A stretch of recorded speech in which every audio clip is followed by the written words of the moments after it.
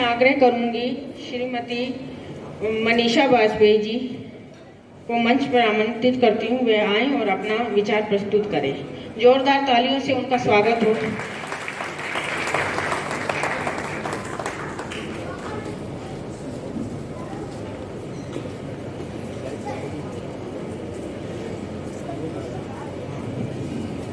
धन्यवाद। मंच का संचालन कर रही सुधा रानी जी और आपका सहयोग दे रही सुधा शुक्ला जी। सर्वप्रथम माँ भारती को प्रणाम, भगवान विश्वकर्मा जी को प्रणाम और भारतीय प्रतिरक्षा मजदूर संघ के संस्थापक आपको मेरा नमन। मंचासीन हमारे बहनें, कार्यक्रम की अध्यक्षता कर रही मिसेस ज्योति त्रिवेदी जी, सभागार में मौजूद सभी सम्मानित गण, मुझे आमंत्रित करने वाले मुकेश सिंह जी और वो हर व्यक्ति जो इस सभागार में उपस्थित है, सभी को मनीषा वाजपेयी का प्यार भरा नमस्कार, अभिनंदन, धन्यवाद। सर्वप्रथम तो मैं ये कहना चाहूंगी कि जो आज आप इसमें एक टॉपिक देख रहे हैं, महिला सशक्तिकरण, राष्ट्र का सशक्तिकरण, एटलीस्ट कम से कम आज ये बात हमारे दिमाग में है कि महिला का सशक्तिकरण ही राष्ट्र का सशक्तिकरण है। ये वो बीज है जिसका अंकुरण अब समाज में हो चुका है और जब भी कभी कोई बीज रोपित होता है, उसको खाद पानी धूप और एक उसको वातावरण मिलता है तो अवश्य भी ही वो एक वृक्ष बनता है। मानते हैं इस बात को कि नहीं मानते हैं? मानते हैं ना? अब ये जो बीज है जिसका अंकुरण समाज में रोपित हो चुका है, अब रोपण इसका होना कहाँ रह गया है? ये हमारे अंदर, हमारे मीन्स बात हम महिलाओं की कर रहे हैं, स्त्रियों की कर रहे हैं, तो हमारे का संबोधन मतलब हम अपने लोगों के लिए कर रहे हैं कि सबसे पहले तो हमें एक्सेप्टेंस करनी होगी, ये स्वीकार करना होगा कि हम ही हैं सूत्रधार, हम ही हैं जो कर सकते हैं और करते आए हैं। कभी कभी अफसोस होता है, 25 जुलाई 1955 को भारतीय प्रतिरक्षा मजदूर संघ की स्थापना हुई, जो मुझे आज इसी कार्यक्रम में पता चले, और दत्ता पंत ठेकड़े जी ने इसकी स्थापना की। क्या कोई यहाँ बैठा बता सकता है उनकी पत्नी का क्या नाम था अगर वो विवाहित थे, या उनकी बहन का क्या नाम था कि अगर वो बहन उनकी थी, या उनकी माँ का क्या नाम था जिन्होंने उनको पैदा किया, या कोई ऐसी महिला जिसने उनके जीवन में कोई एक योगदान दिया? कोई एक ऐसा व्यक्ति है जो बता सकता है? कुछ तो किया होगा उन्होंने भी। अगर दत्ता पंत जी गए होंगे तो भोजन तो बनाया होगा ना किसी ने, कपड़े भी धोए होंगे, अलमारी में लगाए भी होंगे। क्यों? क्या ये विचारणीय नहीं है? क्या नहीं सोचना चाहिए हमको कि आज इनकी प्रतिमा फोटो है, माल्यार्पण हमने किया, नमन भी किया, उनका भी तो कोई योगदान है। और आज तक अगर आप देखिए, अपने कानपुर की बात करें तो चौक सर्राफा में चले जाइए, किसी भी पुराने कानपुर के किसी व्यापारिक आप प्रतिष्ठान में चले जाइए, 2 से 3 फोटोज आपको दिखेंगी जो कि ये हमारे परदादा जी हैं, इन्होंने इस प्रतिष्ठान की स्थापना की, ये हमारे दादाजी हैं जिन्होंने चलाया, ये मेरे पिताजी हैं जो उन्होंने मेरे को ये प्रतिष्ठान चलाने को दिया। मेरी माँ कहाँ है, मेरी दादी कहाँ है, मेरी परदादी कहाँ है, और मेरी पत्नी? तुम क्या करती रहती हो सारा दिन? क्यों? क्योंकि हमने अपना अस्तित्व नहीं जाना। और चूंकि बात मैं कर रही हूँ भारतीय प्रतिरक्षा मजदूर संघ में, तो बहुत पुराना एक फिल्म थी, उसका एक गाना था कि हम मेहनतकश इस दुनिया से जब अपना हिस्सा मांगेंगे, एक बाग नहीं, एक खेत नहीं, हम सारी दुनिया मांगेंगे। कभी कभी हम लोग गलत ले लेते हैं। क्या गलत लेते हैं? महिला सशक्तिकरण को इस संदर्भ में लेते हैं कि हमें पुरुषों से आगे निकलना है। आज हम बहनों ने यहाँ पे चाय पी, क्या चाय की कॉफी से क्या तुलना हो सकती है? खिचड़ी की तुलना क्या तहरी से हो सकती है, पुलाव से हो सकती है, दाल की तुलना क्या राजमा से हो सकती है? नहीं हो सकती। ऊपर वाले ने हर व्यक्ति को, हर चीज को, हर वस्तु को, हर इंसान को, हर पौधे को अपना एक अलग स्वरूप प्रदान किया है। हमें उसको सबसे पहले स्वीकार करना होगा। अगर हम छोटी छोटी बातों से अगर हम ध्यान दें, सड़क पे चलते हैं, अगर हम रेस लगाएंगे तो क्या करेंगे? उसकी गाड़ी मेरी गाड़ी से आगे कैसे? और हम रेस लगाते हैं तो क्या मिलता है? एक्सीडेंट मिलता है। पुरुषों से आगे निकलने की चाह हमें क्या बनाती है? भाषा का हम दुरुपयोग करते हैं, सो कॉल्ड फेमिनिस्ट बनते हैं। यही तो होता है। शायद कहीं कुछ प्रशंसा मिल जाए, लेकिन क्या कुछ ऐसा होता है? नहीं। आप अपनी गति से, अपनी लेन में, अपने धैर्य से और अपना जो आपका कुशल संचालन अपनी गाड़ी पे पकड़ होगी, वही आपको मौका देगी कि कब आपको ओवरटेक करके आगे निकल जाना है और आप आगे निकल जाओगे। बहुत छोटी सी बातें हैं। आपने ये यहाँ पे बैठी है, मुझे नहीं पता, मुझे लगता है शायद आज आप लोग किसी पत्नी और किसी बहन के स्वरूप में ही यहाँ पे उपस्थित हैं, लेकिन जितनी भी महिलाएं यहाँ विवाहित हैं, एक बात कभी आप लोगों ने सोची है कि जब विवाह होता है तो अचानक हमारे कंधों पे, जिसको कमजोर कहा जाता है, उन पे एक बड़ी मजबूत सी जिम्मेदारी डाल दी जाती है। वो उत्तरदायित्व, वो जिम्मेदारी होती है घर को संभालने की। मतलब हमारा मैनेजमेंट बाकी लोगों के मैनेजमेंट से अच्छा है, वो ये बात जानते हैं, वो ये बात मानते हैं। अपनी संतति, अपना परिवार, अपने माँ बाप हमें देते हैं कि चलो आप आए हो, आप चलाओ। बात करते हैं चैलेंजेस की। प्राची निगम को कोई जानता है क्या? कोई बता सकता है? हु इज प्राची निगम? कोई एक बता सकता है? चलिए मैं बताती हूँ। वो एक लड़की है सीतापुर की, उत्तर प्रदेश की, 10th की में उसने 600 में से 591 नंबर अर्जित किए, टॉप किया है। वो चैलेंज उसके सामने क्या आया?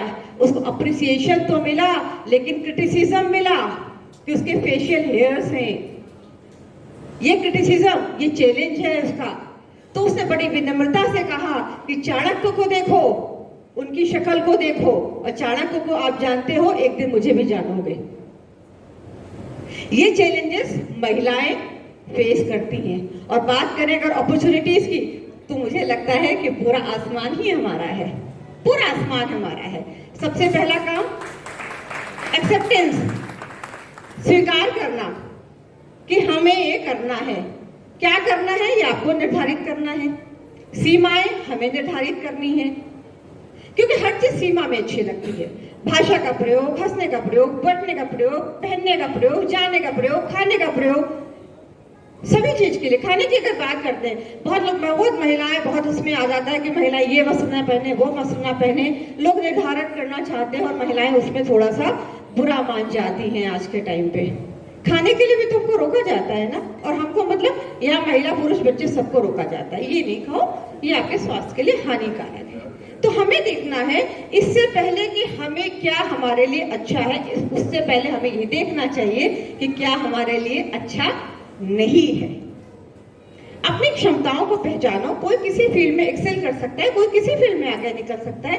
कंपटीशन नहीं करना है, तुलना नहीं करनी है, खुद को ही नहीं बढ़ाना है, अपने बच्चे को जितना बढ़ाना है उससे ज्यादा अपनी बहू को ही बढ़ाना है। अपनी बहन के लिए जो हमें अपॉर्चुनिटीज उसको प्रोवाइड करनी है, उससे ज्यादा हमको अपनी ननद के लिए भी करनी है। अपनी माँ की केयर करनी है तो अपनी सास की भी केयर करनी है। सर्वप्रथम हम महिला हैं, एक स्त्री हैं, और हमें ये ध्यान हमेशा रखना चाहिए कि जैसे मेरी इच्छाएं हैं तो ऐसे उसकी भी इच्छाएं हैं। जैसे किसी ने मुझे पढ़ाया तो ऐसे मुझे भी किसी को पढ़ाना है।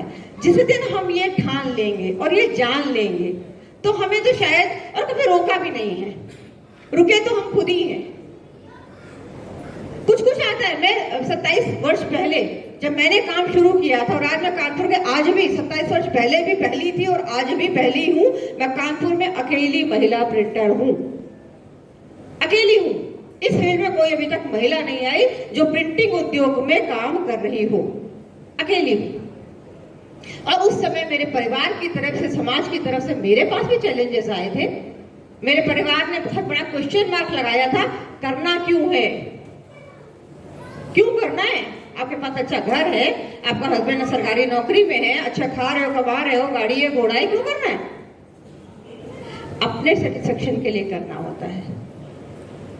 हमें बेताल नहीं बनना है। बेताल मतलब राजा विक्रमादित्य के ऊपर लगा हुआ बेताल नहीं है। हम इंडिविजुअल हैं, एक अपना व्यक्तित्व है हमारा, किसी के ऊपर लतिए मत, बोझ मत डालिए।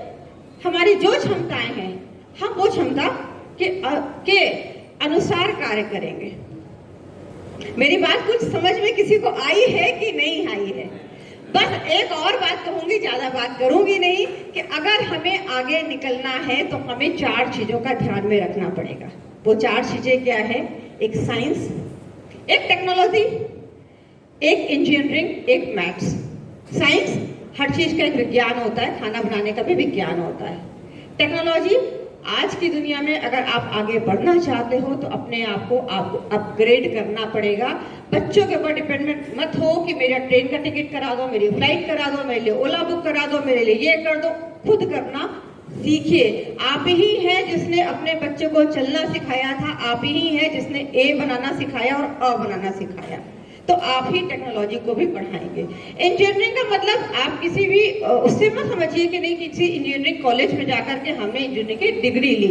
हर चीज की एक विधा होती है, कहाँ से कैसे बना, और इसको हमें अगर ये खराब हो गया तो इसको ठीक कैसे कर सकते हैं, वो इंजीनियरिंग कहलाती है। और एक मैथ्स मतलब कैलकुलेशन, वही कैलकुलेशन जो मैंने पहले आपसे बोला कि क्या सही है क्या गलत है, इसका हमें आकलन करना आना चाहिए। तो जिस किसी महिला को, जिस किसी व्यक्ति को आगे बढ़ना है तो इन 4 चीजों से अपने आप को अपग्रेड करना पड़ेगा। और जैसा मुकेश जी बात कर रहे थे तो उन्होंने एक शब्द लिया था, बाधा। बाधा तो हमारे पास एक अदृश्य चलती है, हमें रुकती है, लेकिन एक अटल बिहारी वाजपेयी जी, शायद सब लोग इस नाम को तो जरूर जानते होंगे। इनकी पत्नी को नहीं जानते थे, प्राची निगम को नहीं जानते, लेकिन अटल बिहारी वाजपेयी को तो जानते हैं ना। उन्होंने एक बात कही थी कि बाधाएं आती हैं तो आए, बाधाएं आती हैं तो आए, घिरे प्रलय की घोर घटाए, पांव के नीचे अंग आ रहे, सिर पर बरसे यदि ज्वालाएं, निज हाथों में हंसते हंसते आग लगाकर जलना होगा, कदम मिलाकर चलना होगा, कदम मिलाकर चलना होगा। बहुत बहुत धन्यवाद, आपने मुझे आमंत्रित किया। फिर अवसर देंगे, फिर आऊंगी। Thank you so much. Shrimati Sarita Bahav ji का मंच पर आए और अपने विचार प्रस्तुत करें। जोरदार तालियों से उनका स्वागत करें।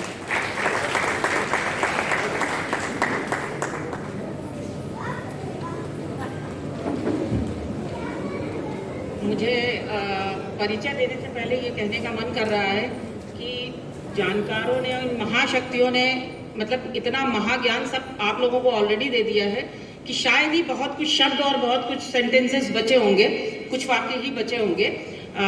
लेकिन उनको कहने से पहले मैं मंचासीन हमारे जितनी भी ये महाशक्तियाँ हैं उनको बहुत प्रणाम करती हूँ। और ये जो भारतीय प्रतिरक्षा मजदूर संघ नामक परिवार के जो ये सदस्य बैठे हुए हैं, इन सबको अपनी तरफ से बहुत बहुत प्रणाम करती हूँ। और इसके बाद मैं अपनी बात शुरू करते हुए सबसे पहली बात ये कहना चाहूँगी कि जैसे आज मुकेश जी ने जब मुझे आमंत्रित किया था तो उन्होंने मुझे विषय भी बताया था। आज जैसे ये लिखा हुआ है, working women's leadership challenges and opportunity, यानी कि जो कामकाजी महिलाएं हैं उनको अपने जब काम करती हैं तो एक जो नेतृत्व वाले जो गुण होते हैं वो, और उनको उस समय वो कार्य करने में उनको क्या क्या चैलेंजेस आते हैं, क्या उनको चुनौतियों का सामना करना पड़ता है, और क्या क्या वो उपलब्ध हैं, क्या क्या अपॉर्चुनिटीज वो हासिल कर सकती हैं। तो अब चूंकि यहाँ जितने भी लोग बैठे हैं ये मुझसे बहुत अनुभवी हैं, मुझसे उम्र में भी बड़े हैं और नॉलेज में भी बड़े हैं, इसलिए मैं यहाँ बहुत ज़्यादा बात नहीं करना चाहूँगी। लेकिन हाँ, मैं एक बात ये कहना चाहूँगी, और कहना क्या चाहूँगी, मैं पूछना चाहूँगी। यहाँ मेरी बहुत सारी बहनें बैठी हैं और उनमें से जितनी विवाहित बहनें हैं उनमें से कितनों की बेटियां हैं, मुझे जरा सा हाथ खड़ा करके ये बताएं।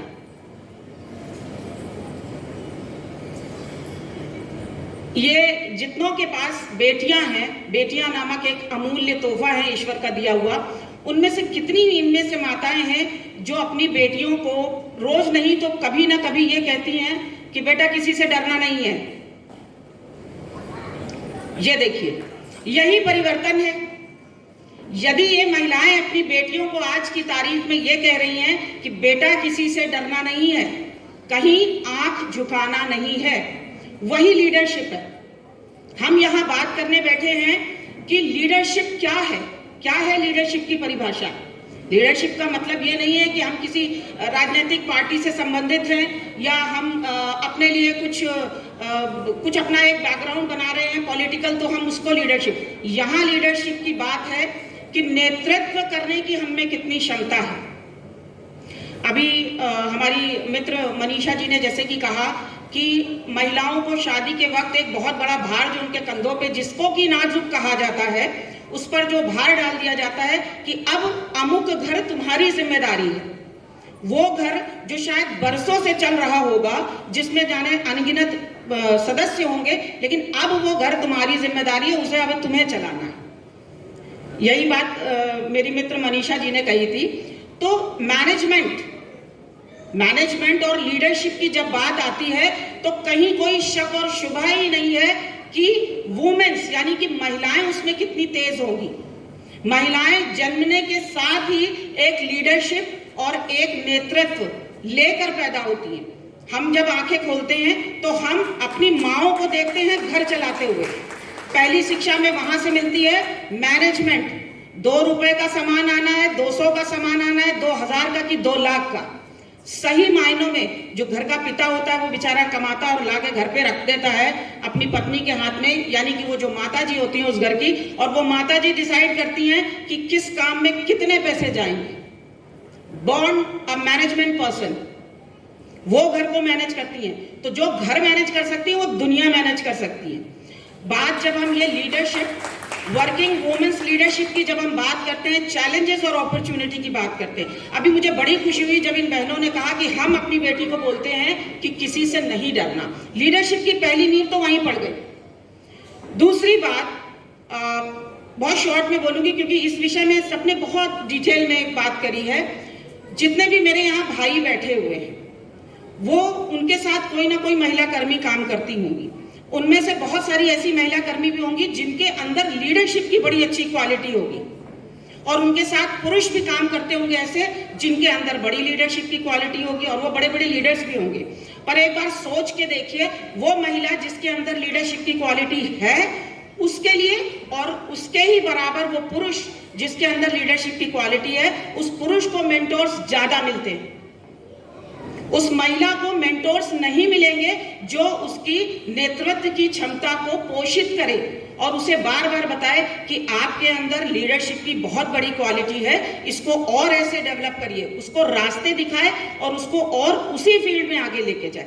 लीडरशिप की जैसे कि यहाँ बात करी, मुकेश जी ने सबसे पहले अपना वक्तव्य दिया था, मुझे बड़ा अच्छा लगा जब उन्होंने ये कहा कि बड़ी कमी है, आधी आबादी जो है उसमें लीडरशिप की इतनी कमी क्यों, जबकि दुनिया जानती है कि महिलाएं कंट्रोल कर रही हैं घर भी और बाहर भी। उसके बावजूद लीडरशिप बाहर निकल कर क्यों नहीं आ रहा है? उसके कई कारण हैं।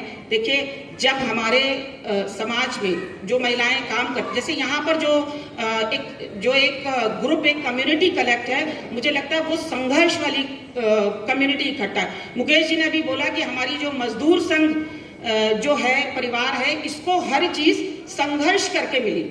हमें जो नॉर्मल नियम जो बाहर लागू होते हैं वो लेने के लिए भी हमें संघर्ष करने पड़े, प्रत्येक नियमों के आने के बाद भी।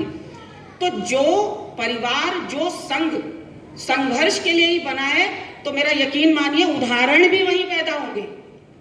वही संघ, वही परिवार उदाहरण पैदा कर सकता है जहां संघर्ष चरम सीमा पर हो, क्योंकि संघर्ष करने के बाद ऐसा निखर के व्यक्तित्व बाहर आता है। आप जब संघर्ष करते हैं तो आपको तरह तरह के अनुभव होते हैं, अप्स एंड डाउन्स के बहुत सारे आपको अनुभव प्राप्त होते हैं। आप फीमेल एंटरप्रेन्योरशिप की अगर आप यहाँ बात करें, महिला उद्यमिता की बात अगर करें, तो मैं बड़े बड़े एग्जाम्पल नहीं दूंगी आपको, विदेश के एग्जाम्पल या देश के बहुत बड़े बड़े नाम, शायद आप में से बहुत सारे लोग उनको नहीं भी जानते होंगे। मैं आपको एक छोटा सा एग्जाम्पल अपने साथ की एक बहन का दूंगी। मेरे साथ एक महिला है जिनकी कि अभी हम लोगों ने कुछ दिनों पहले एक कंपनी इनकॉर्पोरेट करी है। वो महिला एक फर्नीचर की शॉप में काम करती थी। कोरोना के दौरान काम गया, घर में खाने के लाले आए, और वो चूंकि अपना काम इतनी बारीकी से देखती थी कि उस लेडी ने छेनी, हथौड़ा, आरी उठा ली। आज की तारीख में अगर आप उसे आरा चलाते, रंधा चलाते और कील ठोकते देखेंगे तो आप दांतों तले उंगली दबा लेंगे कि शायद पुरुष भी इतनी मेहनत से ना कर पाए। और उस लड़की ने 3 साल के अंदर अपनी कंपनी खड़ी कर ली यूनिक क्रिएशन के नाम से, और आज वो काम कर रही है धड़ल्ले से उस पर, और बहुत सारे उसको सरकारी प्रोजेक्ट्स भी मिल रहे हैं। क्या ये एक एग्जाम्पल नहीं है हमारे ही इर्द गिर्द का? क्योंकि देखिए, हमको अपने टारगेट और अपने रोल मॉडल्स सेट करने पड़ेंगे। हमारा कहने का अर्थ ये नहीं है कि हम अमुक महिला को ही रोल मॉडल सेट करें, लेकिन बात वही है जो सबने कही कि एक छोटे से एग्जाम्पल से हम प्रेरणा लेकर एक बहुत बड़ा उदाहरण सेट कर सकते हैं, एक बहुत बड़ा इतिहास बना सकते हैं अपने पीछे आने वाले, आगे आने वाले बच्चों के लिए। और एक बात याद रखिएगा कि अभी यहाँ मुझे लगता है मौली जी ने ये बात बोली थी कि ये मतलब मेरा जीवन मंत्र है कि जो खुद शक्ति है उसका सशक्तिकरण आप क्या करेंगे। तो ये सशक्तिकरण शब्द पर तो मेरा भी कोई विश्वास नहीं है। बहुत सीधी सी बात है कि सशक्तिकरण मत करिए, वाकई में आप सशक्तिकरण मत करिए। अगर आपको अपने आसपास किसी महिला में लीडरशिप की प्रतिभा दिखती है तो कृपया करके, यदि आप सक्षम हैं तो उसे आगे बढ़ाइए, उसको रास्ता दिखाइए, और उसके अंदर यदि आप लीडर हैं, आप वाकई में अगर लीडर हैं, तो उस महिला के अंदर यदि आपने जरा सी भी चिंगारी लीडरशिप की देखी है तो कृपया उसको अपने हाथों से ऐसे बचाइए, हवा लगने से, बुझने से, और उसको एक धधकता हुआ बिल्कुल आग बना दीजिए। तब वो लीडरशिप आएगा आपके सामने, और आपकी बात का जवाब आपको खुद मिल जाएगा कि क्यों आधी आबादी में कोई बड़ा लीडर उभर के नहीं आ रहा है। तो मेरी लास्ट एक आखिरी बात आप लोगों से बस सिर्फ इतनी कहनी है कि पूरे विश्व में आप देख लीजिए तो सिर्फ हमारा भारत एक ऐसा देश है जहां एक देवता का नाम अर्धनारीश्वर है, आधा नर और आधा नारी। जहां ईश्वर, शास्त्र और हमारी संस्कृति ने आधा आधा बिल्कुल बराबर हिस्सा कर दिया है, तो वहां आप और हम कौन होते हैं? कम या ज्यादा देने वाले। तो महिलाओं को अपने बराबर समझिए। लीडरशिप और चैलेंजेस, जो अपॉर्चुनिटी, चैलेंजेस तो महिलाएं खुद ही एक्सेप्ट कर लेंगी। घर में दिन भर में एक आम महिला मुझे लगता है 20 चैलेंज एक्सेप्ट करती होगी, छोटे मोटे घरेलू चैलेंज से लेकर इकोनॉमिक और फाइनेंशियल बड़े बड़े चैलेंज। तो चैलेंजेस के लिए महिलाएं सदैव तैयार हैं, आप उन्हें बराबर रखिए। और एक बात जो मैंने अभी बीच में कुछ पढ़ रही थी तो मेरे सामने से गुजरी, मैं वो यहाँ जिक्र करना बहुत जरूरी समझ रही हूँ। एक शब्द मेरे सामने से निकला, इम्पोस्टर सिंड्रोम। शायद बहुत सारे लोग जानते होंगे इम्पोस्टर सिंड्रोम के बारे में। ये कोई भयंकर वाली बीमारी की बात नहीं कर रही हूँ कि ट्यूबरकुलोसिस या कैंसर लाइक दैट, ऐसा नहीं है। इम्पोस्टर सिंड्रोम एक ऐसी कमी है जहां आपको पता है, महिलाओं के लिए स्पेशली बोल रहे हैं, जहां आपको पता है कि यह काम मैंने बहुत अच्छा किया है, इसका रिजल्ट पॉजिटिव आएगा, बहुत अच्छा आएगा, लेकिन फिर भी कहीं ना कहीं उसके मन में दुख दुख लगी रहती है, अरे गलत तो नहीं हो जाएगा, ये शायद सही ना हो सकता है मेरी किस्मत गड़बड़ा जाए, हो सकता है ये हो जाए। कहीं कोई किस्मत नहीं गड़बड़ाएगी अगर आपने पूरी मेहनत करी है। ये जो एक सिंड्रोम होता है ना, सब कुछ सही एफर्ट देने के बाद भी रिजल्ट गलत आने का अंदेशा, ये सिंड्रोम पैदा होता है आपके घरों से। जब हम अपनी बच्चियों को ये कहते ये तुमने ऐसा कर दिया, इससे ऐसा हो जाएगा। अगर गलत भी कर दिया तो उसको ये कहो, बेटा तुमने ये गलत कर दिया, अब इसको ऐसे सही किया जा सकता है।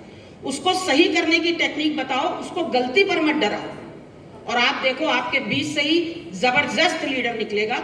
मेरी बात मैं यहीं समाप्त करती हूँ। बहुत बहुत नमस्कार।